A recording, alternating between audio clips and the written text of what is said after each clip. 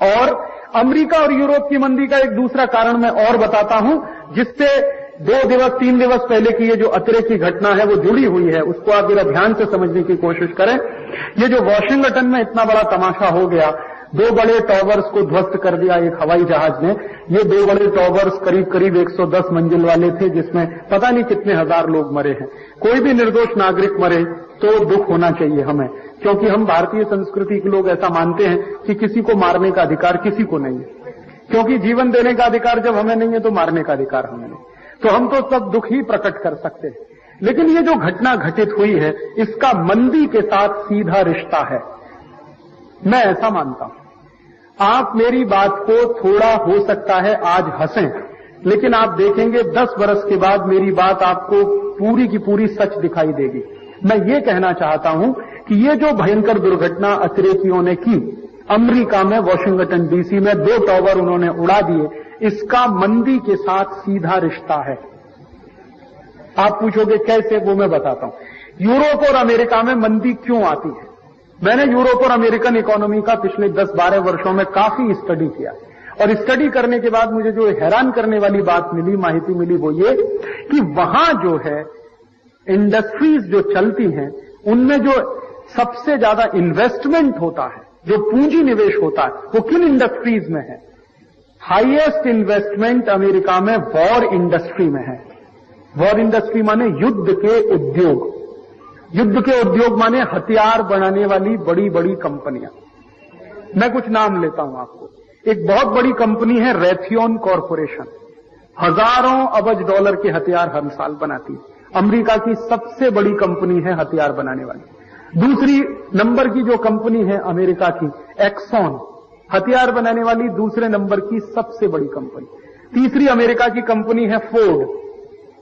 आपको जानकारी है कि फोर्ड कार बनाती है। कार बनाना तो छोटा सा धंधा है उसका, जो कुल धंधा है उसके 5% में वो कार बनाते हैं। 95% इन्वेस्टमेंट उनका वॉर इंडस्ट्री में है, फोर्ड का। उससे भी बड़ी एक अमेरिकन कंपनी है GM, general Motors. General Motors के बारे में आपको माहिती है कि ये भी कार बनाती है। कार बनाती है, लेकिन कार बनाना उनका संपूर्ण बिजनेस नहीं है, उनका बड़े बड़े मिसाइल बनाने का बिजनेस। तो रेथियोन है, फोर्ड है, जीएम है, एक्सॉन है। ऐसी मैंने अमेरिका की 50 कंपनियों की एक यादी बनाई है, और उन 50 कंपनियों का 1 साल का हथियार बनाने का जो कुल खर्चा है वो दुनिया के 150 देशों के बजट से ज्यादा है। इतना भयंकर उनके यहां वॉर इंडस्ट्री है। मैक्सिमम इन्वेस्टमेंट अमेरिका में वॉर इंडस्ट्री में है, हथियार उद्योग कहते हैं उसको वहां। और अमेरिका में उसको सैटेलाइट इंडस्ट्री कहते हैं। सैटेलाइट इंडस्ट्री माने मुख्य उद्योग। सैटेलाइट का अर्थ ये उपग्रह ही नहीं होता, सैटेलाइट का एक अर्थ होता मुख्य, सबसे केंद्र। जैसे हम भारत के बारे में कहते हैं कि भारत एक कृषि प्रधान देश है, तो माने एग्रीकल्चर हमारे लिए सैटेलाइट इंडस्ट्री है। अमेरिका युद्ध प्रधान देश है, उनके लिए वॉर इंडस्ट्री सैटेलाइट इंडस्ट्री। अब अमेरिका में क्या होता है, हथियार भयंकर बनते हैं, लेकिन वो हथियार जब नहीं बिकते तभी मंदी आती है, क्योंकि हथियार बन रहा है तो बिकना ही चाहिए। नहीं बिकेगा तो कारखाने बंद है, कारखाने बंद है तो मजदूर बेकार है, और हथियारों के कारखाने बंद तो स्टील वाले कारखाने भी बंद, क्योंकि स्टील इंडस्ट्री हथियार उद्योग के लिए माल सप्लाई करती है, केमिकल इंडस्ट्री हथियार उद्योग के लिए माल सप्लाई करती है, सीमेंट इंडस्ट्री हथियार उद्योग के लिए माल सप्लाई करती है। तो सैटेलाइट इंडस्ट्री जब खतरे में आती है तो अमेरिका के 90 दूसरे उद्योग खतरे में आ जाते हैं। 90 इंडस्ट्रीज अमेरिका में है जो वॉर इंडस्ट्री पे टिकी हुई है। एक ही इंडस्ट्री है अमेरिका में जो वॉर इंडस्ट्री पे नहीं टिकी हुई है, जिसको कॉस्मेटिक्स या ड्रग्स एंड फार्मास्यूटिकल इंडस्ट्री कहते हैं। बाकी सभी इंडस्ट्रीज उनकी वॉर इंडस्ट्री से जुड़ी हुई। अब अमेरिका में क्या होता है कि हर 25-30 बरस के बाद ऐसा होता है, एक साइकिल है वहां पर। आप अगर ध्यान दें तो भयंकर मंदी आई 1905-1910 के बीच में, भयंकर मंदी अमेरिका और यूरोप में। फिर क्या हुआ, उस मंदी को दूर करने के लिए पहला विश्व युद्ध उन्होंने लड़ा 1914 में, जो शुरू हुआ और 1917 तक चला, जिसको हम फर्स्ट वर्ल्ड वॉर कहते हैं। और वो फर्स्ट वर्ल्ड वॉर लड़कर अमेरिका ने अबजों डॉलर पंप कर दिया वॉर इंडस्ट्री में, उनकी मंदी दूर कर ली उन्होंने। फिर उसके बाद क्या हुआ, मैंने कहा कि 15-20 वर्षों में ये साइकिल रिपीट होता है। तो फिर क्या हुआ, 1930 में फिर मंदी आ गई, जिसको अंग्रेजी में ग्रेट इकोनॉमिक रिसेशन भी कहते हैं। अर्थशास्त्र के कुछ विद्यार्थी बैठे होंगे तो उनको तो पढ़ाया जाता है ग्रेट इकोनॉमिक रिसेशन 1930। तो भयंकर मंदी आ गई 1930 में।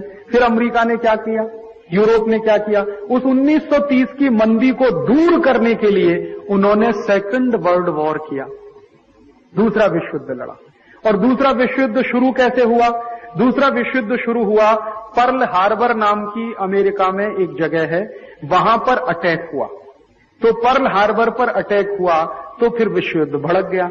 दिखाया ये जाता है, बताया ये जाता है कि पर्ल हार्बर पर अटैक जापानियों ने किया, लेकिन अमेरिका के ही कुछ खोजी पत्रकारों ने अभी 3-4 बरस पूर्व ये निकाल दिया और सनसनी फैला दी पूरी दुनिया में कि 1941 में सेकंड वर्ल्ड वॉर शुरू करने के लिए पर्ल हार्बर पर अटैक अमेरिका ने खुद ही करवाया, अपने ही ऊपर अटैक करवाया। तो फिर आप पूछोगे जापानियों की थ्योरी क्या थी। जापान के कुछ नागरिकों को जबरदस्ती हवाई जहाज में बिठाया गया और उन हवाई जहाजों से बमबारी कराई गई। तो सारी दुनिया में ये संदेश गया कि जापान ने अमेरिका पर हमला बोल दिया है, तो अमेरिका ने उसी का बदला लेने के लिए जापान पर हमला बोला, जिसमें 2 एटम बम उन्होंने गिरा लिए। और 2 एटम बम गिराने के पहले भरपूर युद्ध लड़ा। रूस, ब्रिटेन और ये सब एक दूसरे के दुश्मन हो गए, एक बाजू में मित्र देश, दूसरे बाजू में शत्रु देश। 3 साल भयंकर युद्ध चला, 1941 से लेकर 1944। और 1944 में जब युद्ध धीरे धीरे कम हुआ, तो क्यों कम हुआ, उसकी बड़ी इंटरेस्टिंग स्टोरी है। वो ये कि अमेरिका की हथियार बनाने वाली कंपनियों के सारे गोडाउन्स खाली हो गए, इसलिए शांति हो गई। और शांति भी कैसी जबरदस्त हुई, दुनिया में एक पीस उन्होंने बनाया, वर्ल्ड पीस कॉन्फ्रेंस बोला। और उस वर्ल्ड पीस कॉन्फ्रेंस का जो रिजल्ट निकला, आउटपुट निकला, वो यूनाइटेड नेशंस बन गया। और यूनाइटेड नेशंस को ये कहा गया कि भविष्य में कभी भी युद्ध नहीं होना चाहिए। तो फिर उन्होंने 1 साल की, 2 साल की, 3 साल की युद्ध की लड़त के बाद अपनी मंदी को कम कर लिया। अब वो मंदी कम हो गई, फिर उसके बाद अब फिर मंदी आ गई अमेरिका में। अब मंदी आई है तो फिर उनको युद्ध लड़ना है। बीच में भी एक बार मंदी आई थी 1980 के आसपास, तो उस मंदी को दूर करने के लिए उन्होंने इराक और ईरान को आपस में लड़वा दिया। 10 साल दोनों कुत्ते की तरह से लड़ते रहे। आप सुनेंगे तो हैरान हो जाएंगे, ईरान और इराक का जो युद्ध हुआ वो कैसी बात से शुरू हुआ। मैं आपको एक सच घटना बताता हूं। वॉशिंगटन पोस्ट नाम का एक अखबार, वो अखबार में एक दिन खबर छपी कि ईरान और इराक के बीच में एक तेल क्षेत्र है जिसको शत अल अरब कहते हैं, वहां भयंकर तेल छुपा हुआ है। खबर छपी अखबार में, अमेरिका के अखबार। अब जैसे ही ये खबर छपी तो इराक की सरकार को मालूम हुआ कि हमारे देश में कोई इलाका है जहां बहुत तेल है। ईरान को भी लगा कि हमारा भी एक इलाका है, वहां पर बहुत तेल है। वो इलाका था बफर जोन कहलाता था। बफर स्टेट एक ऐसा इलाका होता है जिसमें किसी भी देश का कब्जा नहीं होता, दोनों देश चाहें तो उसको समय पर इस्तेमाल कर सकते हैं, लेकिन वो नो मैन्स लैंड होती है ज्यादातर जो बफर स्टेट होती है। तो शतल अरब में तेल छुपा है, तो इराक ने कहा ये हमारा है, ईरान ने कहा ये हमारा है। तो अमेरिका बीच में चौधरी बन के आया, उसने कहा भाई आपस में लड़ते क्यों? तो उसने कहा क्या करें, तो यूनाइटेड नेशंस में प्रस्ताव ले आओ। तो दोनों ने कहा ठीक है प्रस्ताव ले आओ। तो यूनाइटेड नेशन में प्रस्ताव आया, तो यूनाइटेड नेशंस ने कहा कि अरे अब कैसे तय किया जाए, तेल किसका है, क्षेत्र किसका है, तो ऐसा करिए आप युद्ध लड़ लीजिए आपस में। बाकायदा यूनाइटेड नेशंस की सिक्योरिटी काउंसिल में ये बात आई कि आप युद्ध लड़ लो। तो ईरान इराक दोनों तैयार हो गए। अमेरिका यही चाहता था। अब ईरान इराक ने जब युद्ध की तैयारी शुरू की तो अमेरिका की हथियार बेचने वाली कंपनियों के मजे आ गए। उन्होंने इराक को भी हथियार बेचे, ईरान को भी बेचे, धुआंधार। इधर से सप्लाई ईरान को, उधर से इराक को। और अमेरिका की कंपनियों ने ग्रुप्स बना लिए, कुछ कंपनियां इराक के समर्थन में, कुछ ईरान के समर्थन, धुआंधार हथियार बेचे। और 10 बरस युद्ध चला। और 10 बरस के युद्ध में दोनों देशों ने एक दूसरे के 80 लाख नागरिक मार लिए। फिर भी फैसला नहीं हुआ कि कौन जीता कौन हारा। 10 बरस युद्ध चला, 80 लाख लोग मरे, कोई फैसला नहीं हुआ कौन जीता कौन हारा। फिर सिक्योरिटी काउंसिल की एक मीटिंग हुई और उसने कहा भाई फैसला कर लो आपस में। तो पहले भी हो सकता था, लेकिन कहा युद्ध लड़ लो। अब कहा फैसला कर लो। फैसला करने की बात तब आई जब हथियार खत्म हो गए, गोडाउन्स खाली हो गए। रातों रात पैदा नहीं हो सकते, तो चलो फैसला करो। तो फैसला हुआ। तो फैसला क्या किया अमेरिका ने चौधरी बनके कि अगर तेल है तो खोदते हैं उसको, आधा आधा बांट लेंगे।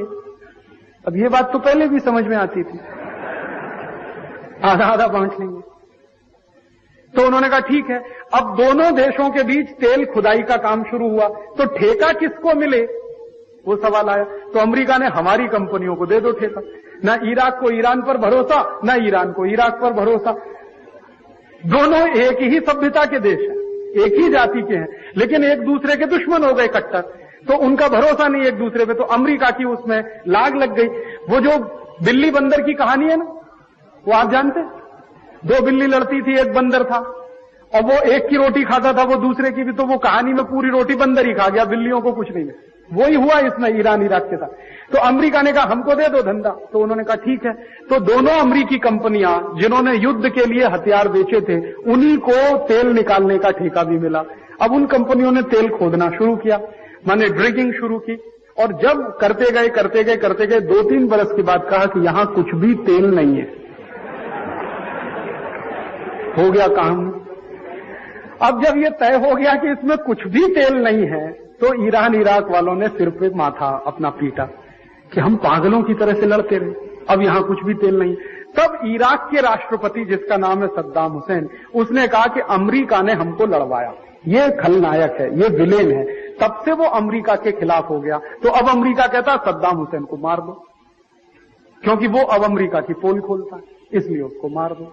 अब वो क्या है तमाशा सारा कि सद्दाम हुसैन ने वॉशिंगटन पोस्ट अखबार के ऊपर केस किया, क्योंकि खबर वहां छपी थी कि यहां भयंकर तेल है। अखबार में खबर छपी थी, अखबार वाले गए और कोर्ट में माफी मांगाए कि हमारे से गलती हो गई। बस किस्सा खत्म हो गया, कोर्ट ने छोड़ दिया उनको, क्योंकि मुकदमा अमेरिका की कोर्ट में हुआ।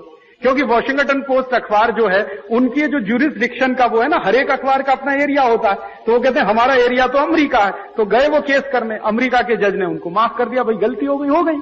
लेकिन उनकी गलती से 80 लाख लोग मर गए, इसकी माफी उन्होंने कभी नहीं मांगी। वो सारा खेल क्यों किया गया? अमेरिका को मंदी दूर करनी थी, हथियार बेचना था, तो वो सब खेल हो गया। अब देखिए मैं आता हूं अब की घटना। अभी 3-4 दिन पहले फिर घटना हुई है, 2 टॉवर ध्वस्त हो गए 110 मंजिल के। अब कहा जाता है कि अतिरेकियों ने उसको तोड़ दिया, हालांकि सबूत उसके बारे में अभी तक कुछ नहीं मिला कि किसने तोड़ा, किसने बम मारा। लेकिन मैं मेरे मन की बात आपसे कहना चाहता हूं, हो सकता है कि वो थोड़े दिवस के बाद आपको सच साबित हो जाए। मुझे मन में ऐसा लगता है, मेरा इंस्टिंक्ट ये कहता है कि ये टॉवर अमेरिका ने खुद तोड़वाए।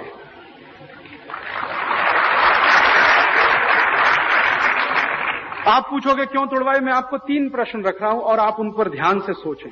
सबसे पहला प्रश्न ये है कि जिन टॉवरों को तोड़ा गया उसके लिए जहाज अपहरण किए गए। अमेरिका का एक हवाई अड्डा बोस्टन, अमेरिका का दूसरा हवाई अड्डा लॉस एंजलिस और अमेरिका का तीसरा हवाई अड्डा जिसको वॉशिंगटन डीसी। वो ये कहते हैं कि बोस्टन से जहाज अपहृत हुआ, लॉस एंजलिस से अपहृत हुआ। ये दोनों ही ऐसे हैं जहां भयंकर सिक्योरिटी है, परिंदा पर नहीं मार सकता। मजाल क्या कि एक चिड़िया वहां पर ऐसी फटक जाए, बोस्टन और लॉस एंजलिस दोनों, और वहां से 4-4 जहाज अपहृत हो गए और 1 घंटे तक पता ही नहीं चला। अमेरिका में सिक्योरिटी का सिस्टम ऐसा है कि जहाज अपहरण होने के 15-17 मिनट में खबर मिल जाती है कि उसका अपहरण हो गया, 1 घंटे तक खबर ही नहीं। अच्छा, और जो जहाज अपहृत हुए वो अपहरण के बाद सीधे जाकर टकराए। 1 घंटे तक उन्होंने उड़ान भरी और 1 घंटे उड़ान भरी सिर्फ अमेरिका की एयर स्पेस में, और दूसरे देश में नहीं गए वो। आप जरा ध्यान दीजिए, अमेरिका के ही एयर स्पेस में वो 1 घंटे उड़ते रहे। तो नीचे ये रडार पर बैठने वाले लोगों को क्या सांप सूंघा हुआ था उस समय? ये जो रडार पर लोग बैठते हैं उनको 1-1 सेकंड की खबर रहती है। आप जानते हैं जहाज उड़ता है तो वहां के कुछ नियम हैं। जहाज जब उड़ता है ऊपर स्पेस में तो उसकी रोड्स होते हैं, जैसे हमारे यहां सड़क के होते हैं ना, सड़क का नियम है, एक सड़क पर एक कार चल रही है दूसरे, वहां क्या केव्स होती हैं, गुफाएं होती हैं। स्पेस में केव्स बनाई जाती हैं, गुफाएं। ये जो रडार पर लोग बैठते हैं उनको 1-1 सेकंड की खबर रहती है। आप जानते हैं जहाज उड़ता है तो वहां के कुछ नियम हैं। जहाज जब उड़ता है ऊपर स्पेस में तो उसकी रोड्स होते हैं, जैसे